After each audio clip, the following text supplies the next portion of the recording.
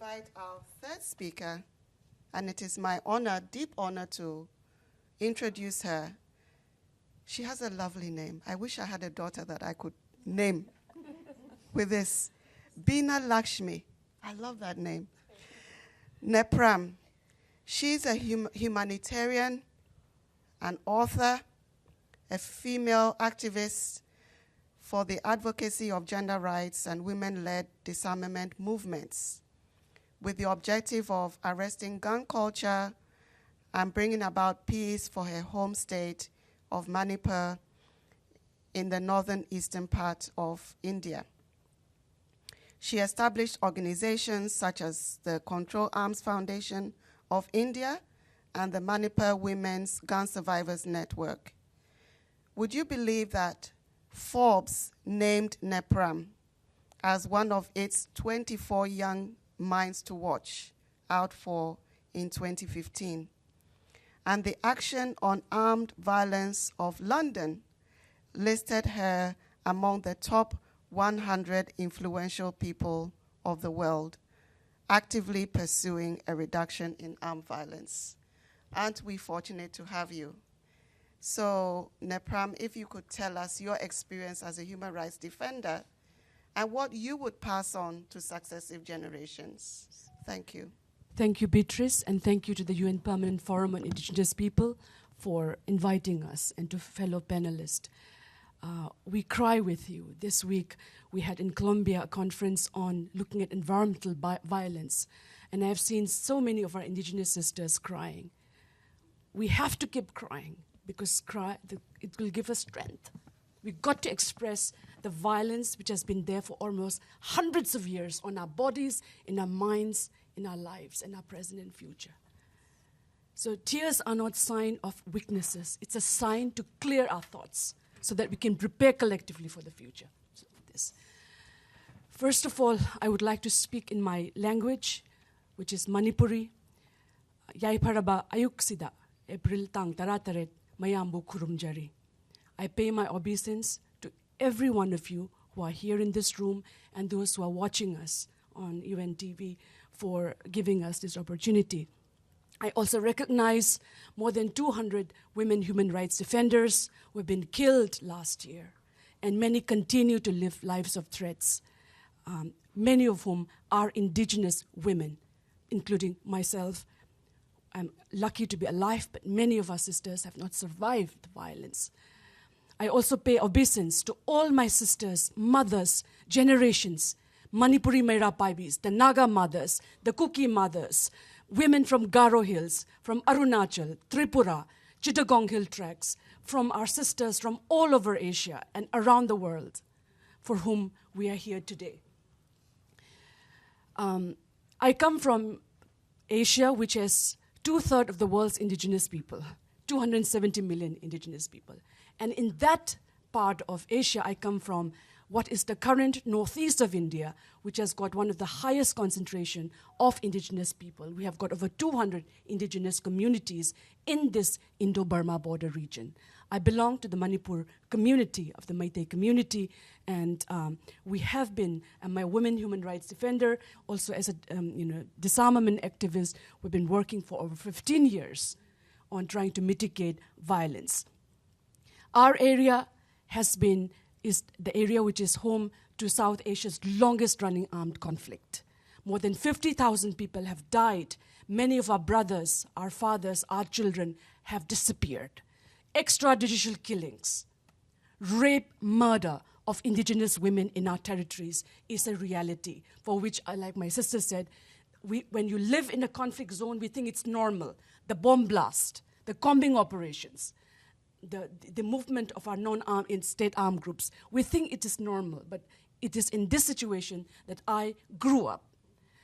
And we started working on mitigating, we started mapping arms proliferation, narco-trafficking. Many of our indigenous territories are heavily weaponized, militarized. Weapons from more than 13 countries have flooded indigenous areas of Northeast region. Now, because of this political conflict, many indigenous communities are being armed by state forces And we are started the process of killing brothers against brothers, sisters against sisters, because of state politics, which we condemn. We are violated in our own homes, in our market spaces. We don't have what is called normalcy in our lives. And that is why we set up the Manipur Women Gun Survivors Network to respond. It's a community of indigenous women. We are helping survivors of violence in the Indo-Burma border regions. We work in 300 villages. What I'm wearing today is woven by our women of Manipur. And we are trying to ensure economic livelihood so that even after violence, our women can get on with their lives with a newfound courage. So this is the work that we are doing in all over. And then what we are also sensing is, as a woman human rights defender, many of us talk about this, and as we said, now, what does it take? What are the threats that we faced? We face threats, bodily harm, online threats. I have been told that what it costs to kill a women human rights defender. I was told that they could hire a politician in the northeast of India, told that in 30,000 Indian rupees, which is about $250, I can be killed for our work to defend our rights, our lands, our territories, our indigenous histories, our culture. This is the cheapness in which we, the women, indigenous women, human rights defenders, have been subjected. I'm here because of the work that we do. And not only me, many, I'm lucky to be surviving, but many indigenous women human rights defenders, they have given their lives. So my appeal in the end is about, and so many indigenous women defenders has been called as anti-nationals, they have been called as, anti-whatever. No, and many of our indigenous women human rights defenders, Ima Nganbi from Bishnupur district, was detained under the National Security Act by the government of Manipur and government of India. And she was in jail for 7 months. This is a level in which our brave mothers, indigenous women rights defenders, have been jailed for the work that they are doing to protect our lands, our rights, our indigenous histories and cultures. Now, what does the United Nations have got to do? My recommendation to the United Nations Permanent Forum as well as the UN bodies is 2013, the United Nations passed a landmark resolution on protecting women human rights defenders. And I was shocked and petrified that there's no mention of the indigenous women human rights defenders. My appeal to UN bodies is to please include this in women human rights defenders. The second, we have got many bodies like the United Nations Security Council 1325, the whole issue on rape in conflict areas, which is one of the major areas which we're struggling. Rape and trafficking of our indigenous women from northeast of India is a major issue. And the United Nations haven't got the courage to take it up on international body. We have got the case of Thangja Manorama, who was raped and killed by Assam Rifles in my home state. Compensation has been paid, but the rapists have not been. And finally, women human rights defenders, indigenous and non-indigenous both. There's no proper mechanism to protect us. My appeal is we need to have safe houses for our women. Ensure that when they are fleeing their territories for their safety and security, we should have mechanisms and resources. UN, organizations, and just basic individuals need to protect us. I have been in that situation myself.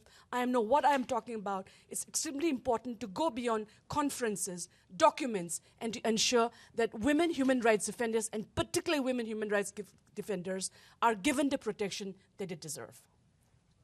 Bina, if I may ask you this question. Sure. You spoke about the militarization of your community. Yes. What is the intersection between militarization and land rights? How do they impact one another? Absolutely.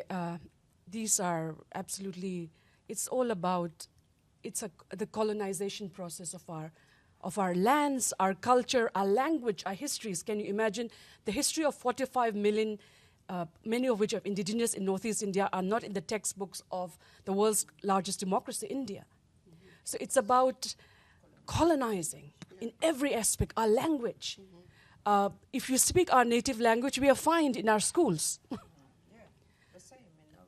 We can't sing our songs. Our native religion is worshipping the rays of sun and moon. We are told to be Hindus or any other culture. So every aspect, from our minds, our hearts, our lands, it's all about colonization. Yes. And militarization is the highest form of colonization, a brutal colonization which has been there in the northeast of region since 1958.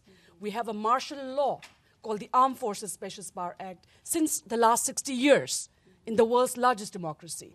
So this is absolutely important. Just to come back to what my sister said, indigenous people live, we're just 5% of the world's population, but we are 15% of the world's poorest. You see the words of our sisters here and the words of our mothers, indigenous mothers of Manipur or Karbi Anglong or many of this indigenous area. The words of our indigenous women, our mothers, are the strongest I've ever heard in my life. They are not tainted by any projects or politics. They are strengthened by the deep connect with nature, land, and rights that they are crying to protect in behalf of all of us, indigenous as well as non-indigenous. It is in them that the future of Mother Earth lies. We should not forget that.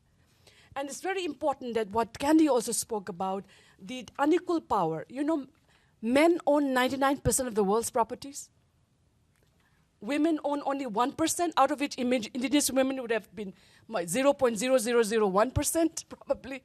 So it's absolutely unequal distribution. As I said, indigenous people live in 80% of the world's biodiversity hotspots.